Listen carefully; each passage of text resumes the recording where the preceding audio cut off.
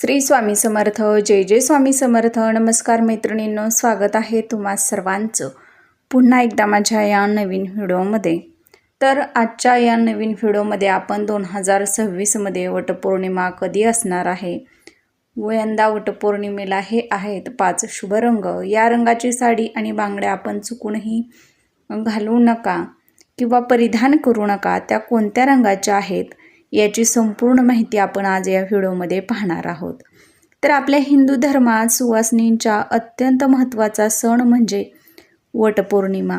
आपल्या पतीला दीर्घायुष्य लाभावं, उत्तम आरोग्याची प्राप्ती व्हावी, जन्मोजन्मी हाच पती मिळावा या इच्छेनं प्रत्येक सुवासिनी महिला हे वटपौर्णिमेचं व्रत अगदी श्रद्धेनं भक्तीनं करतात.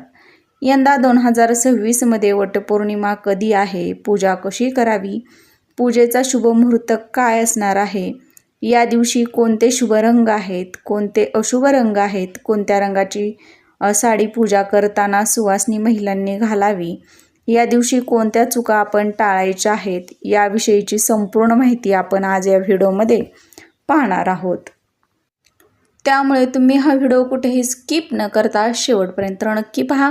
चॅनलवरती नवीन आला असाल तर प्लीज चॅनलला सबस्क्राईब करा.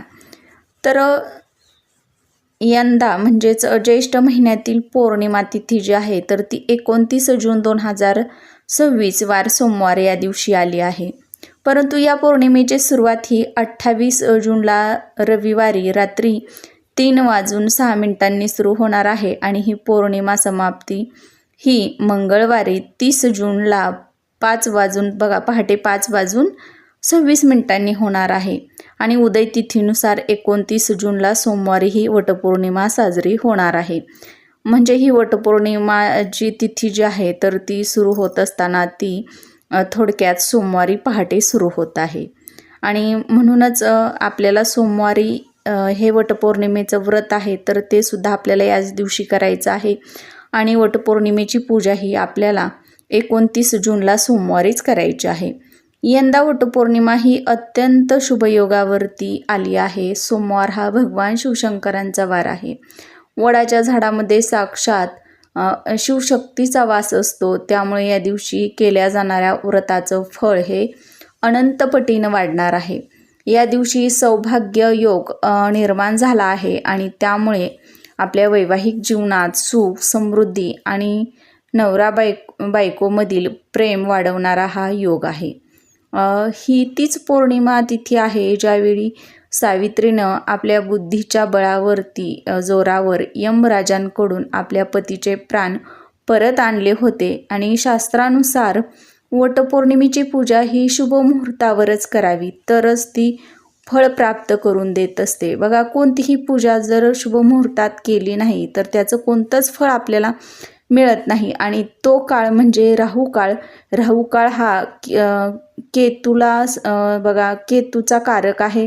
आणि या राहुकाळात कोणतीच जर पूजा केली किंवा पाठ केले तर त्याचं आपल्याला कोणतंच फळ हे प्राप्त होत नाही. म्हणून आपल्याला कोणतीही पूजा राहुकाळात कधीही करायची नसते.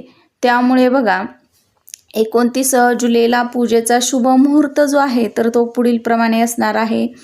तर सकाळी बघा, हा शुभ मुहूर्त 29 जूनला सोमवारच्या दिवशी सकाळी 8:55 ते दुपारी म्हणजे बघा 10:40 असणार आहे. तर या वेळेमध्ये आपल्याला ही वटपौर्णिमेची जी पूजा आहे तर ती करून घ्यायची आहे.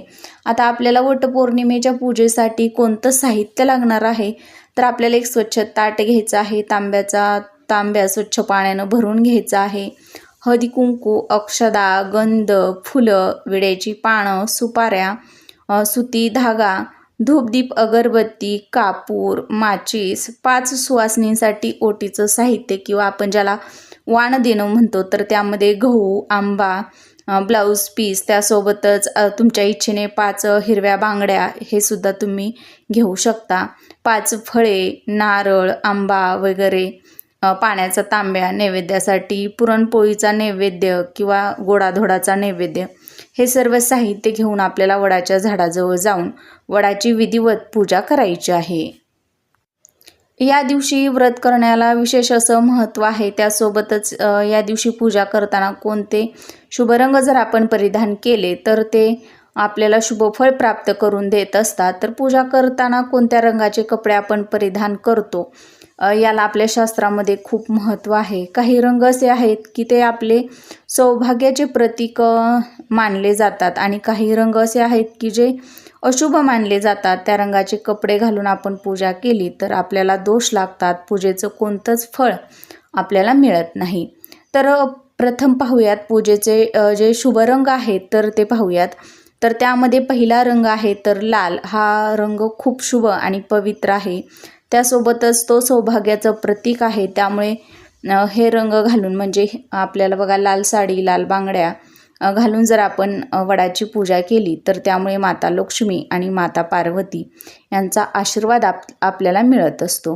हा रंग पती आणि पत्नीमधील प्रेम वाढवतो। त्यानंतर दुसरा रंग आहे हिरवा रंग। हिरवा रंग हा निसर्गाचं प्रतीक आहे, भरभराटीचं प्रतीक आहे। वडाचे झाड ही हिरव्या रंगाचे असते आणि हा रंग वंशवृद्धीचं प्रतीक सुद्धा मानला गेला आहे।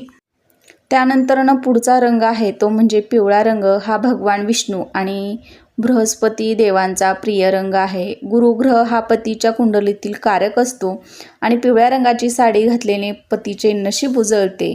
त्यासोबतच नारंगी किंवा भगवा या रंगाची साडी घालून सुद्धा तुम्ही ही वटपौर्णिमेची पूजा करू शकता।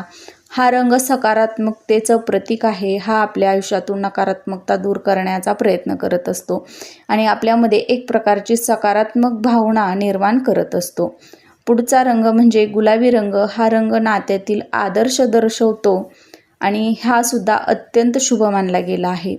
आता पूजेमध्ये वर्ज मानले गेलेले जे रंग आहेत ते म्हणजे काळा, निळा आणि पांढरा या 3 रंगांचे कपडे घालून किंवा साडी घालून, बांगड्या घालून आपल्याला चुकूनही कोणतीच पूजा करता येत नाही।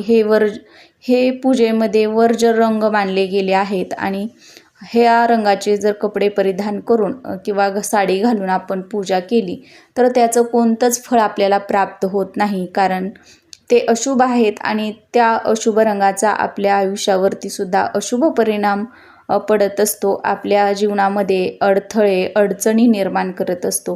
म्हणूनच पूजा करताना नेहमी शुभ रंग घातले पाहिजेत आणि काळा, निळा, पांढरा हे जे रंग आहेत तर ते वर्ज केले पाहिजेत। आपण पूजा करताना यामधील बघा कोणत्याच रंगाच्या म्हणजे काळा, निळा, पांढरा या रंगाच्या कोणत्याच वस्तू आपल्याला परिधान करायच्या नाहीत। बांगड्यासुद्धा आपण या रंगाच्या परिधान करायच्या नाहीत।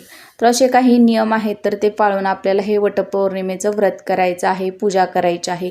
त्यासोबतच काही चुका आपण आपल्या घरामध्ये सुद्धा करायच्या नाहीत। या दिवशी आपल्याला आपल्या घरामध्ये चुकूनही मांसाहार जो आहे तर तो करायचा नाही। मांसाहार हा आपल्याला आपल्या घरामध्ये वर्ज करायचा आहे। तर आजची माहिती कशी वाटली? आवडल्यास लाईक करा, शेअर करा आणि चॅनलवर नवीन आला असाल किंवा पहिल्यांदाच चॅनलला भेट दिली असेल तर प्लीज चॅनलला सबस्क्राईब करा।